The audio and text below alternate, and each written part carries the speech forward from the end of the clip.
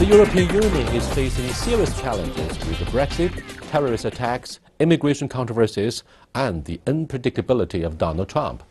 As former Prime Minister of Italy and European Commission former President of European Commission, Romano Prodi has vast experience in dealing with contentious issues, unexpected events, and hopes for further integration. To discuss these issues as well as Italy's relationship with China and Russia, today I'm very happy to have Mr. Prodi to join our exclusive interview in Beijing. That's our topic. This is Dialogue. I'm Yang Rui.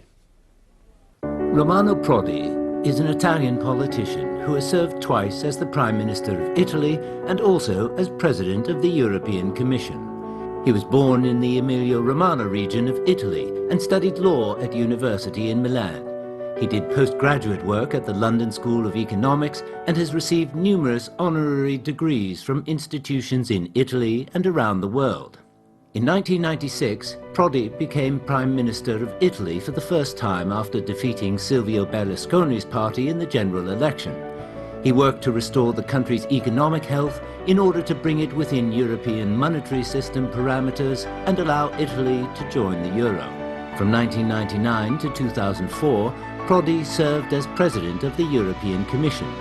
A strong supporter of European integration, he was described by some as the first Prime Minister of the European Union. Shortly before the end of his term in the European Commission, Prodi returned to Italian national politics and was sworn into office as Prime Minister for the second time in 2006. In 2008, Prodi was named by United Nations Secretary-General Ban Ki-moon as President of the African Union UN Peacekeeping Panel aimed at enhancing peacekeeping operations in Africa. Then, in 2012, he was appointed again by the UN Secretary-General as his special envoy for the African region of the Sahel and served in that position until January 2014. Welcome to Dialogue, Your Excellency. Thank you. During your presidency of the European Commission, you took a number of historically significant measures, such as implementation of the euro as well as enlargement of the membership. With the current international environment and EU circumstances, what do you think are the biggest problems facing the future of the European Union? You know, the problem is that because of the veto on the new constitution, because of the economic and financial crisis, the real solidarity that we had in that time now is not anymore existent. And then, you know, in the last time we had the so-called Brexit, so UK came out of the European Union, and UK is an important country. So we had a deep crisis, but I think that the worst is over. You know, we are going back when the German Chancellor, she accepted to have multi-speed Europe. That's a common sense decision, you know, because there is no unanimity in this moment to do something new, even if not all the countries agree, in order to make progress. This is the starting back of the European cohesion, you know. And so I think that we can do something better in the future. Let's say, for example, coordinating the European army and making progress in many fields. We understand uncertainty of European Union's future is prominently featured in the election year of 2017. With the far-right movement gaining momentum in France especially, do you think the issue of immigration will trigger an avalanche about what it was about the European Union, which had been very inclusive with millions of Muslims living in continental Europe, for example? You know that now they are not anymore far-right movement. They are simply movement against. Let's say... Movement against what? Against the present situation. against the government, against the institution. But they lost the right-wing nature. Then do you call this a crisis? Yeah, this is a deeper crisis. But A anyway, devastating crisis. I underline that because what you were meaning in your question is even more important. Let's say people are afraid. It's not a problem of ideology. It's not a problem, but because of economic crisis, because of unemployment due to the change of technology, and because of immigration, people are unsafe, you know, and they simply refuse the present power. And but you know, they don't know what to do in the future. They simply say no, and this is very, very dangerous because saying no, they say no. Let's say to economic policy, they say no to European Union. They say no to everything. Now the point, Mr. Prodi, is whether other senior European politicians such as Jacques Chirac, Gerhard Schröder, David Cameron, Angela Merkel, Tony Blair would share much the same feeling of uneasiness concerning the future and the solidarity of the European Union. Yes. They do share your concerns. Yes, because, you know, not all of them, they were strongly pro-European, you know. There were different opinions about the speed to organize Europe, but the sense of common destiny, it was shared by all the people you have nominated, you have listed now. And they are uneasy, because look, in the global world. I believe, Your Excellency, you must have been reflecting upon what you have done as the President of the European Commission. You engineered the release of the single currency and, above all, the enlargement of the European Union to currently less than 30. Now, do you think... And the Constitution also. Yes, the Constitution is very important. Whether the Constitution is flawed or not is the next issue. But the issue of my next question for you, Mr. Prodi, is whether you have made a mistake by enlarging the European Union too quickly, with member states from the Central and Eastern Europe joining the EU so quickly. They have their own political persuasion, religious background, the cultural backdrop, and they have different demands about what the future might bring about for them economically. And therefore, it's very difficult to have the unity you aspire to have. Yeah, but you know, Britain is not a newcomer. No. Britain is not an East European country. But and you know, if we analyze history, the real alternative to Europe has always been put forward by Britain, you know. And the enlargement, it was a necessity of history.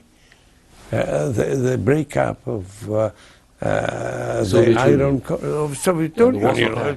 Well, you have, you know, imagine now Poland in the same situation of Ukraine. It could be an impossible situation, you know. When you have a problem in front of you, you react. You know, China is reacting to the problem of neighbors, you know, of North Korea or so on. And they don't wait. Look, this is the best decision. Because of history, let us wait.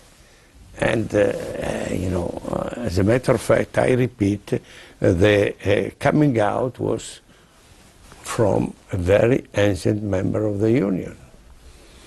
then do you think it is necessary to adopt a dual-track or two-tier system of developing the European Union economically, with the old part of Europe being in the first tier and the Central and Eastern European economies being the second tier, so that very much like in the case of ASEAN, Southeast Asian Nation Association, you have the rich five and the poor five. Despite the glow of unity, you have different policies to suit different situations. Yes, but it's not like fixed alliance, poor, wealthy. There are, in this moment, because you cannot have the unanimity, the decision, the proposal done by the German Chancellor, that was an old Italian proposal, is, look, common sense, we are not 28, agree, 27 in agreement of that, let us do it with 10 countries or 15 countries, like we did with the euro. It's common sense, you know, but with different type of alliance concerning different things. I give you an example. Now, you know that in Europe it was always a difficult task to organize the common defense. Even before the starting of the European Union, the proposal of the European army was vetoed by the French Assembly. Now, we are in a situation in which the only country having nuclear armaments is France. The only country having veto rights in Europe is France. And, you know, we have the possibility of gathering around France a coordination of all the European armies. But the fact is, Berlin is the powerhouse of the European economic development.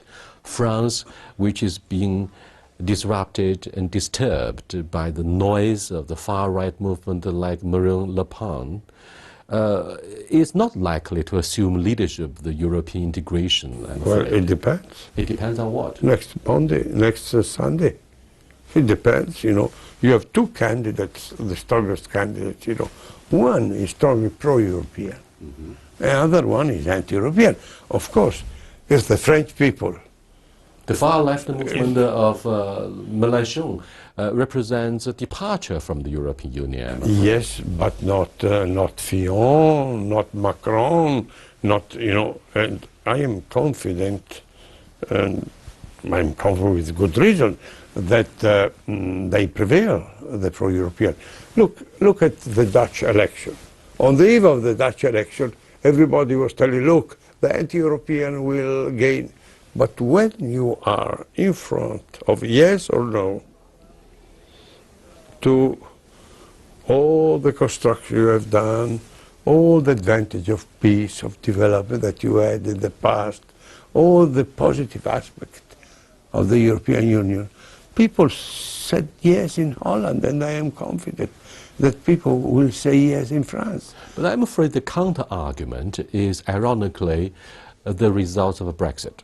Now, the results of Brexit beat expectations of a majority of the optimistic observers who followed the process, and therefore the same might as well take place in France. Well, France and Britain are different. Are different? Are very different, you know, and I have been sorry for Brexit, but it was not unexpected, because there was always some ambiguity inside the British public opinion, you know. First of all, the link with the United States. Second, they didn't want to enter into the euro. They didn't want to have free circulation of people. They were, in some way, always peripheral to the Union.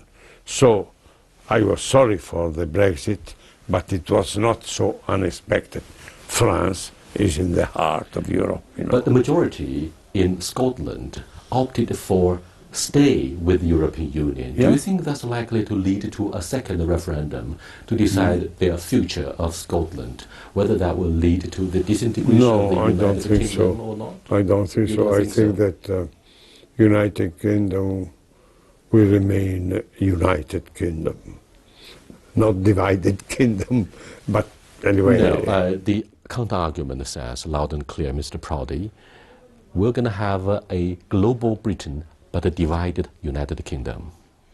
Well, possible, but if you ask my opinion, I say no. I think that there will remain a United Kingdom, you know. And, certainly it was really a deep change in the British society, because you had all the City of London, the wealthiest part of the kingdom, that was to remain in Europe, and the peripheral part was to get out, you know. And this reflects the change of the world. The same thing that happened in American elections. You know, California, New York, the leading parts of the country were for Mrs. Clinton and the peripheral party. Because, you know, the problem is the globalization has changed deeply our society. The problem of the split of income, the problem of jobless society.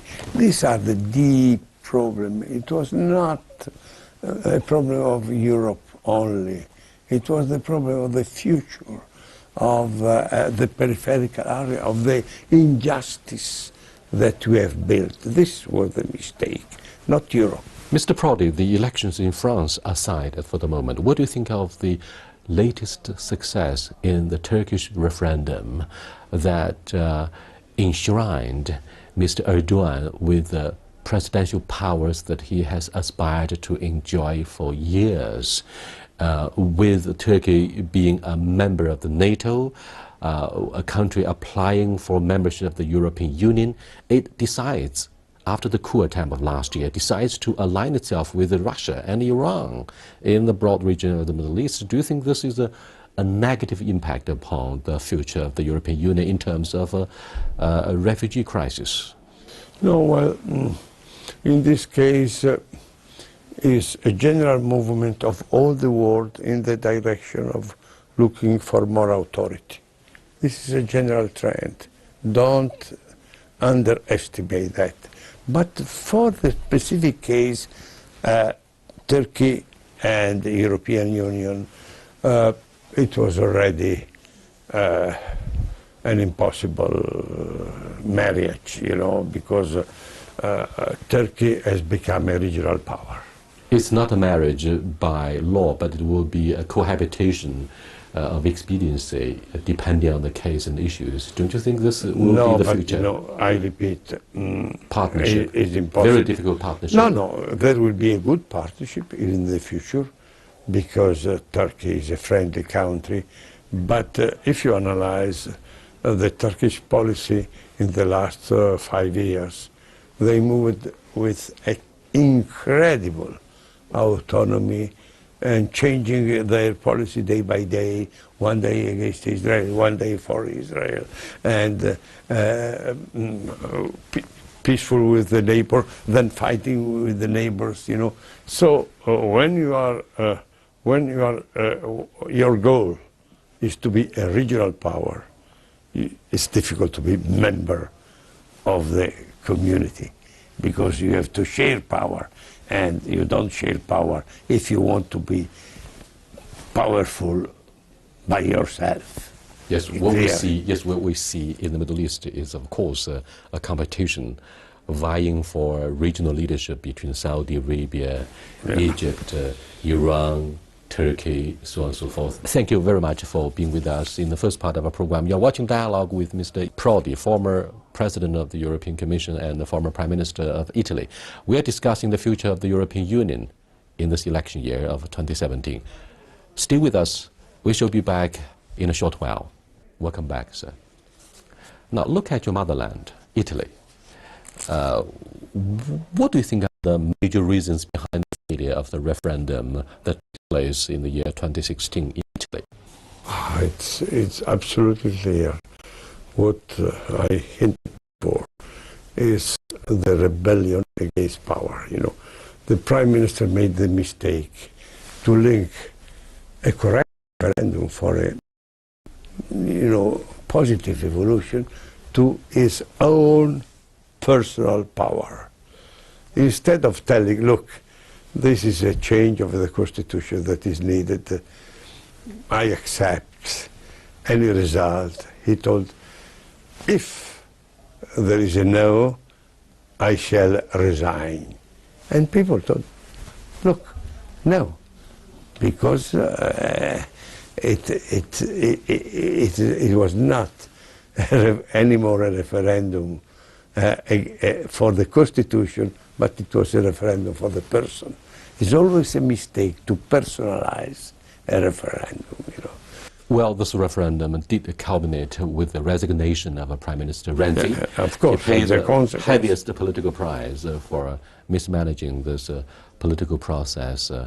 But here is one small issue that may arouse a lot of human interest concerning the very interesting relationship between the former Prime Minister of Silvio Berlusconi and Mr. Vladimir Putin, President of Russia. Daughters of President Putin were invited to have holidays in his own private villa of the Mediterranean. It seems Italy managed to walk the central line between the European Union and Russia. Russia has always been a big problem for the European Union following Crimea and the crisis in eastern Ukraine. Well, I have to be very sincere. I think that sanctions against Russia has been a mistake. I think that we have a strong complementarity between Europe and Russia. I thought when I was president of the Commission, in a press conference, we are like whiskey and soda, and Putin corrected me, no, Bayar.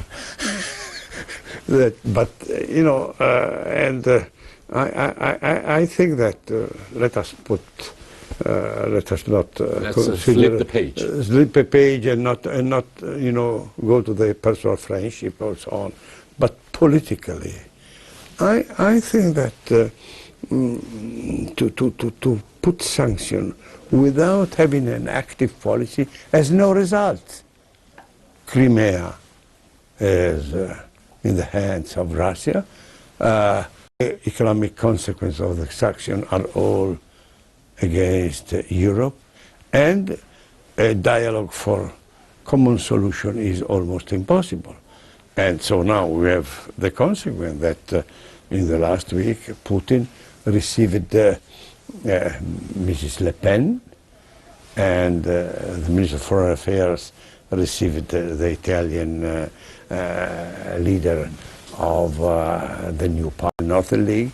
So the result is not a positive political result. Mr. Prodi, do you think politically the future of the European Union has been held hostage by the frosty ties and mistrust between Russia and the United States following Crimea? And you have been punished. Europeans have been punished as a result of the animosity between Washington and Moscow. Yes, we are squeezed now. We are really squeezed thick. Mr. Trump made all his campaign against China. Then, after the election, you know how it was ambiguous with China. One day friend, after one day Mr. Flynn resigned. And so on and so. But the anti-European policy, till now, is coherent. He received the British Prime Minister. He blamed the Germans. He blamed the other European countries. And he encouraged the splitting of the European Union. Yeah. Why? The question is why? Look, it's strange because the friendship between American policy and European policy has always been strong, and so I think it's an incredible mistake. But for the same reason that during the campaign, that say he loves Europe but does not love European competition. So he wants that Europe exists, but you know, not so strong. And that's of course he wants to have a strong US dollar. Yeah, strong US market, strong US, American first. Yeah, American first. Well, look, but if you have a campaign telling America first. Why should you help Europe that could become first? It makes sense. It sounds pretty logical. It's coherent, you know. It's a less coherent the policy with China. Well, a few weeks ago, we had the Munich Security Conference, an annual event talking about the security prospects of not only the European Union, but the rest of the world. Yeah. And the theme of which was very meaningful: post-West, post-order, post-truth. Is there any ring of truth in the theme? Look, you know, Munich was clearly, the title was very intellectual and so on, but simply it was, look, this is a moment of change. Let us try to understand which will be the change. And it is not yet clear, because after a few months of the new American administration, we are full of contradictions, full of different statements. I give you an example. We were talking before about Europe, you know, but let us give one word about NATO. Trump was making statements against NATO that were incredible, you know, incredible. Then, in the last weeks, he told, look, NATO is our safety net for the future and so on. So, in the Munich conference, we had this feeling that nothing now is settled and everything can happen. This is the danger of today. Following the disintegration of the Soviet Union with the end of the Cold War and particularly back to Asia strategy of the Obama administration, do you think it makes sense to take China as the major competitor, if not a partner of co-evolution, a theory put forward by Dr. Henry Kissinger, between the United States and China? And therefore, following the policy presentation by President Xi Jinping in Davos, China has been pushed to the forefront, if not the center stage of the world economy. Do you think China is ready? And what do you think of a kind of leadership to be assumed by China, a rising power, if not the powerhouse of the world economy? I completely agree with the Kissinger doctrine, but I don't know which is the Trump doctrine. This is the problem, you know, because, look. He said he had a very good conversation with Mr. Xi Jinping in Florida. But analyze. First action was against TTIP, and so was in favor of China. Yeah, TPP. Yeah. Then he received the Japanese Prime Minister twice, insulting, in some way, not being present with China. Then he told that there are two Chinas. Then he told, no, there is only one China. And then, the meeting between me and the Chinese and the Chinese Prime Minister was fantastic, friendly. So, which is the real American policy vis-a-vis China? Yes, the key phrase is uncertainty concerning the presidency of Donald Trump. Thank you so much for being with us. Thank you. Thank you so much. Thank you.